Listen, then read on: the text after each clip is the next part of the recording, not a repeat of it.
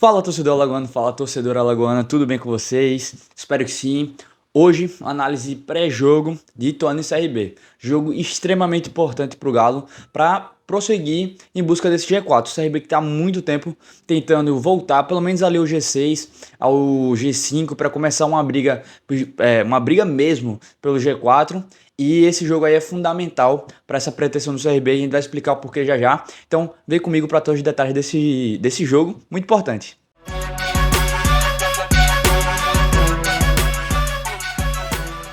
Primeiro de tudo, vamos dar aquela passagem rápida pela equipe da casa. O Ituano, o CRB joga fora. O jogo é sábado, amanhã, no caso, dia. Não vou lembrar agora, mas é 5 horas da tarde. Enfim, a equipe do Ituano não vem bem. São 100 jogos sem vencer, 6 jogos consecutivos sem vitória. Dentre eles, alguns jogos que a gente vai dar uma analisada bem rápida. O time, nesses 6 jogos, tem números muito ruins. 4 gols marcados e 10 sofridos. Então, uma fase de fato muito ruim. O Ituano, nesse momento, é um dos times acima, um dos 3 times acima da zona de rebaixamento, muito próximo do Z4. Então, não é uma partida que o Ituano possa dar o luxo de relaxar, de jogar com um pouco mais de tranquilidade, como algumas equipes que estão ali no meio da tabela, em 12º, 11º já começaram a jogar um pouquinho menos com ímpeto de vitória ou de garantir resultado. Mas o Ituano não, o Ituano tem que jogar essa partida como uma partida de remontada, uma partida para começar um distanciamento do Z4. Vocês estão vendo aqui os números gerais do Ituano: 31 jogos, 8 vitórias, 10 empates e 13 derrotas. Ou seja, dentro das estatísticas de resultado, o Ituano não tem nenhum resultado que na verdade, as vitórias do Ituano não são maiores nem que empates, nem que derrotas. Então já dá para ter mais ou menos uma ideia de como foi o ano do Ituano dentro da segunda divisão. Bom, dentro desses jogos que eu falei, desses últimos 6 jogos, não vai dar para analisar todos, mas vamos destacar alguns. 2 situações muito similares com o que o CRB vai passar. Vila Nova e o Vitória, que o Vitória é o líder da competição isolado, mas o Vila Nova é um dos times que tenta também encostar ali no G4 para conquistar uma vaga para a primeira divisão. Esses 2 times foram lá em Itu e ganharam seus jogos contra o Ituano. O Vila Nova de 2-1 por virada, um jogo que o Vila Nova buscou o resultado, e o Vitória com muita tranquilidade fez um 2-0. Por que eu estou frisando esses jogos? Porque são situações parecidas com o CRB.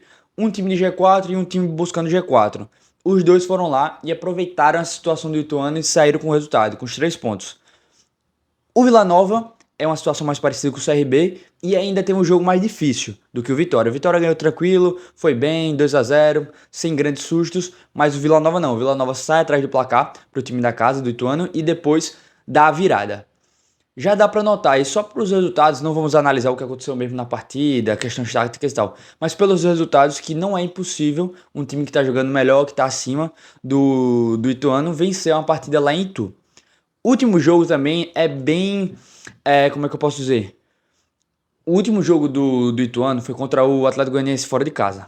O jogo fora de casa contra o Atlético Goianiense é difícil, mas o time do Ituano mostrou por que está na situação que está. O time teve a oportunidade de fazer um gol numa chance clara, que foi um pênalti que foi perdido. Acabou perdendo por 1-0, com muita dificuldade em atacar o time do Atlético Goianiense.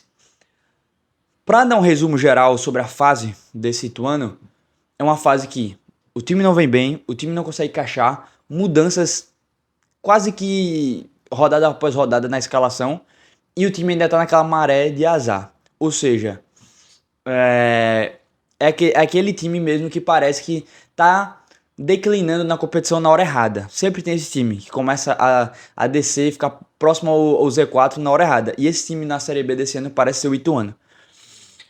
Bom, falar um pouquinho rapidamente do elenco do Ituano. A gente falou já no primeiro turno, mas vamos dar uma repetida porque tem algumas peças novas bem interessantes. Bom, um ataque. Obviamente, se a gente vai falar do CRB buscar resultado, temos que falar do ataque do Ituano também, já que o CRB não é bom visitante. O ataque do Ituano não consegue ser um ataque regular, tanto em resultados, em número de gols por partida, quanto também no seu comando. O Quirino e o Cadorini, sempre esqueço o nome desse cara, Matheus o nome dele inclusive, meu xará, Matheus Cadorini, revezam na titularidade. O próprio Cadorini fez gol na estreia, depois teve um voto de confiança, não conseguiu segurar a posição e o Quirino, que é jogador do Novo Horizontino, conseguiu assumir a vaga de titular de novo. Por que eu trouxe esses dois? Porque o Quirino é um cara que veio com alguma expectativa de ser o homem-gol do Ituano. Teve esse momento, mas de forma irregular. Hoje, ele não tem uma segurança como o camisa número 9, até porque o Matheus Cadorini entrou já, fez gols, teve esse voto de confiança uma rodada depois e acabou perdendo a vaga de novo. Então, o ataque do Ituano não tem uma regularidade nem mesmo na escalação, não só em resultado, mas na escalação também. Dois caras que eu gostaria de destacar. Na minha opinião, o Ituano não tem um grande coletivo assim, que eu falo que o time anda em compasso. O ataque bem, a defesa bem e o meio campo equilibrado. É um time cheio de problemas. Mas individualmente, dois destaques para mim.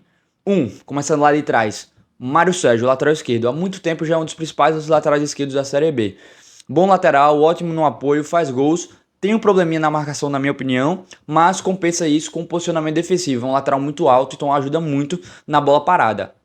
Mas ainda é, na minha opinião, se não for o mais, escape do time do Ituano. O cara que tem a jogada de velocidade, que consegue tirar o time da pressão através de um contra-ataque, de uma transição vertical. Então, Mário Sérgio, para mim, um dos destaques, principalmente ofensivamente falando. Defensivamente falando, José Aldo. Não é o José Aldo que tomou uma porrada no McGregor e depois nunca mais foi o mesmo. Mas é um volante, ex-jogador do Paysandu. Por que ele é um destaque defensivo para mim? Eu acho que é o jogador mais voluntarioso do Ituano. É um meio-campista que está em toda a parte do campo. Cara, realmente um carrapato. Ele é muito chato nesse meio-campo e muito provavelmente, vai ser utilizado para marcar alguém específico do CRB. Vamos supor, o Ituano quer parar o João Paulo no meio-campo. Teve uma leitura que o João Paulo é o motor do CRB. Ou o Léo Pereira pela esquerda. Ou, sei lá, um jogador, o Lucas Lima no corredor direito. Muito provavelmente vai ser o José Aldo que vai perseguir um desses caras. Ele é muito bom nessa questão da marcação homem a homem. Tanto por isso que pra mim é um destaque defensivo. Não acho o jogador nada demais construindo, com a bola no pé, mas defensivamente um cara muito chato na marcação. Então, meu destaque defensivo é ele, sendo volante, e o ofensivo é um lateral esquerdo. Mas enfim, pra mim, esse é o raio-x principal do Ituano.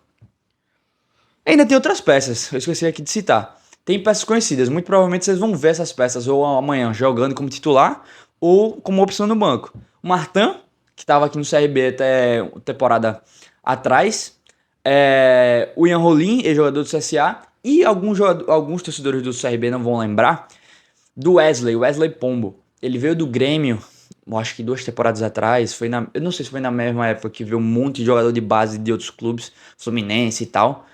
Mas ele veio ter uma passagem apagadíssima pelo CRB e hoje é titular absoluto na ponta esquerda do Ituano. Então assim, quem tem a superstição, lei do ex, essas bobagens aí, tá aí a informação.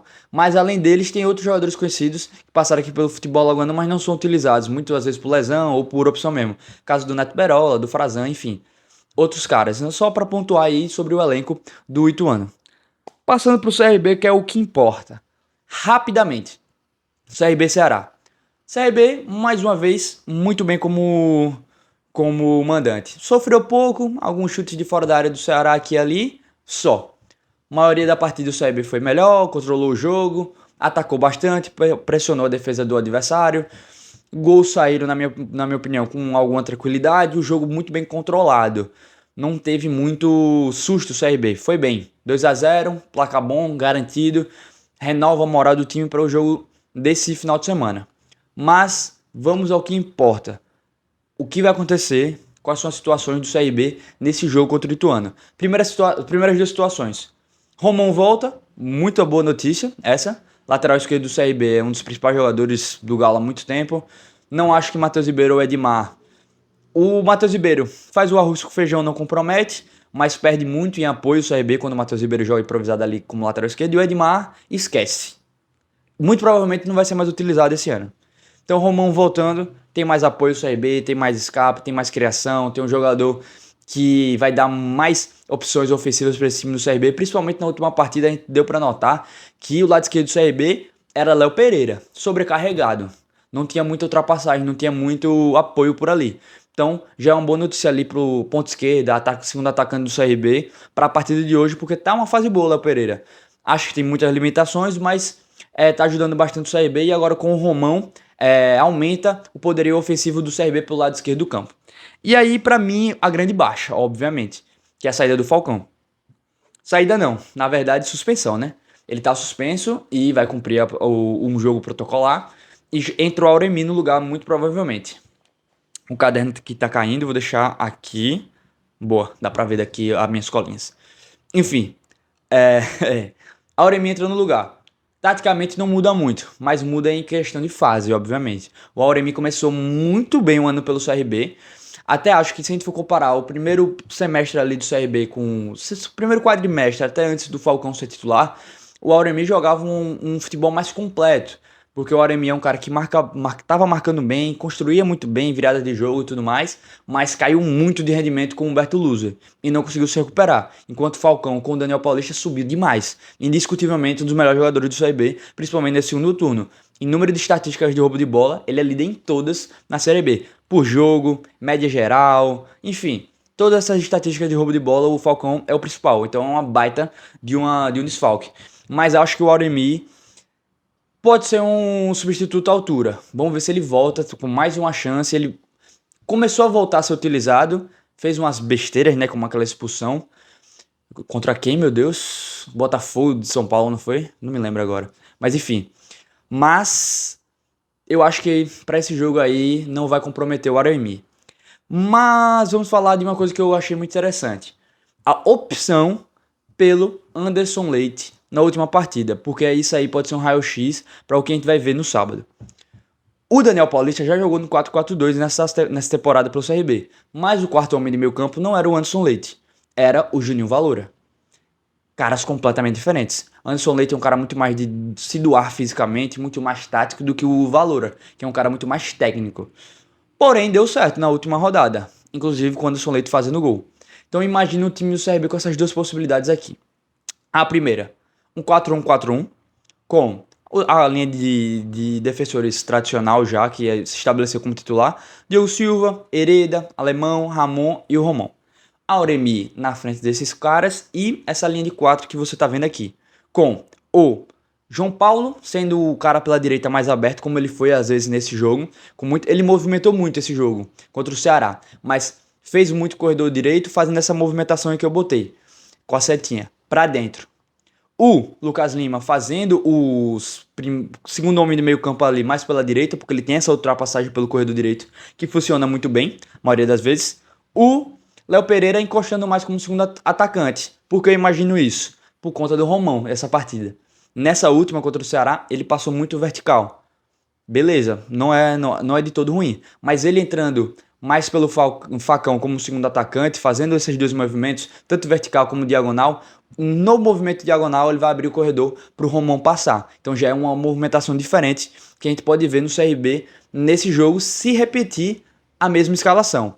E ainda tem uma variação legal que o Daniel Paulista pode fazer com essas mesmas peças em campo, que é a mesma linha defensiva, só que uma mudança de posicionamento no meio campo, porque ele pode trazer outra linha de 4 homens no meio campo, mas com 4-4-2, que ele também utilizou, botando o Anderson Leite do lado do Auremi, o Lucas Lima abrindo mesmo quase como meia direita, o João Paulo abrindo como meia esquerda, que ele fazia muito quando o Juninho Valora jogava, porque eles faziam meio que um losango, era diferente, era um losango com o Juninho quase como um meia, e o João Paulo mais aberto pela esquerda, Renato e o Anselmo fazendo essa dupla de ataque. Mas o Renato foi sacado, então imagino que essa segunda variação, que eu vou explicar de novo, eu acho que eu tô meio acelerado, pode funcionar. Por quê?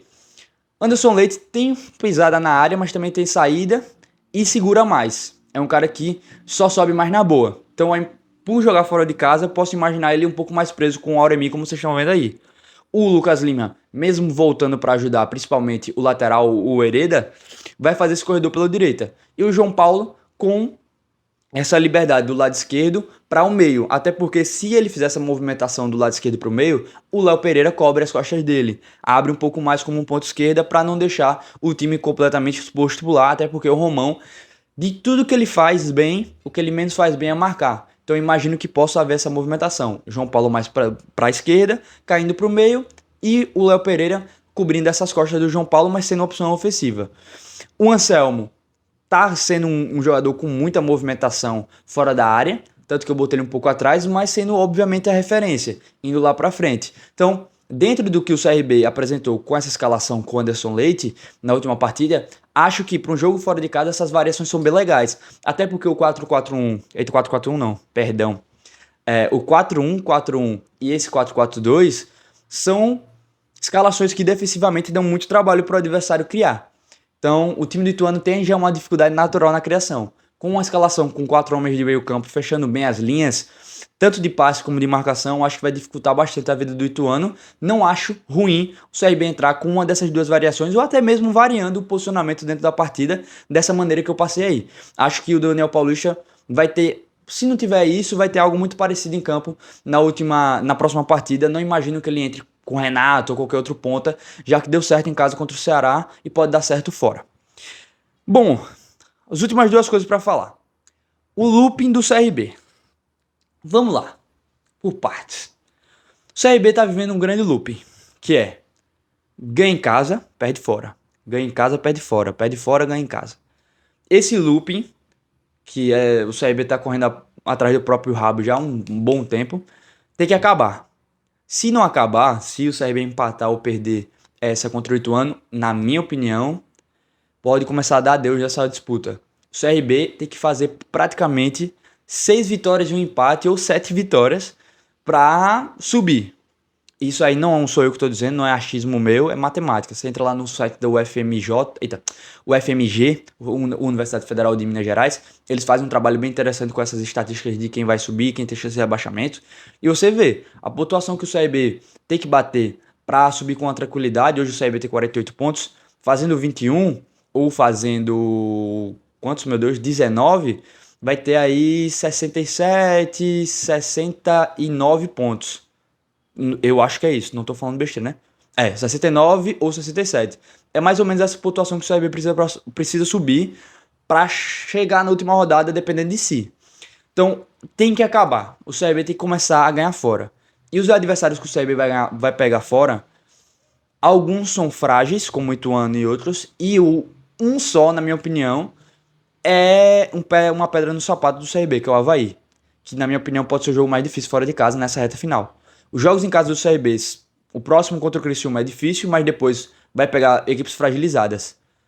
O CRB ganhando do Ituano e ganhando do Criciúma, consegue uma sequência aí de 3 vitórias consecutivas e um embalo muito importante para uma reta final de Série B se você quiser chegar com chances ao título. Ao título não, perdão, ao acesso. Então, se o CRB quiser subir, de fato, se esse for o objetivo do CRB mesmo, lembrando que o CRB é o último da fila nessa disputa aí pelo G4, é o nono, pelo menos era. Eu não olhei a tabela depois de ontem do jogo do Vila, mas tem que correr atrás, vai ter que ser praticamente quase perfeito. Esse looping do CRB de ganhar em casa e perder fora não pode mais ocorrer. O CRB agora vai ter que ganhar em casa e ganhar fora. O mesmo desempenho que o CRB está tendo em casa vai ter que ter fora. Infelizmente, é a verdade. Infelizmente, é uma situação muito difícil, muito complicado. O CRB vacilou muito no início do campeonato, vacilou enquanto tentava embalar com o Daniel Paulista, perdeu alguns pontos preciosos em casa e tá nessa posição. Tá vivo? Tá. Tem chance? Tem. Mas é extremamente difícil. E já embalando com o que eu acho do jogo, já complica bastante, porque o Ituano agora subiu a chance dele ser rebaixado. Não é uma chance grande de 40%, 50%, de 11% apenas, mas é uma chance iminente, pode ocorrer. E o Ituano não vai querer isso, obviamente, não vai querer voltar para a Série C. Acho que o jogo vai ser difícil, não acho que vai ser tão fácil assim, mas acho que o CRB vai entrar com uma postura mais de vitória do que nos últimos jogos fora de casa. A postura do CRB contra o Juventude, contra o Mirassol foram ridículas. E acho que chegou o momento do Daniel Paulista mudar essa postura de querer só segurar fora de casa, querer garantir um empatezinho, não deixar pontos 100% perdidos para o adversário, que foi o que acabou acontecendo contra o Juventude e contra o Mirassol. Acho que o Daniel Paulista vai mudar. E se ele mudar, creio que o CRB joga mais bola que o Ituano. Vai igualar. O CRB é um time que joga mais bola e tecnicamente muito melhor, tanto em peça como em futebol.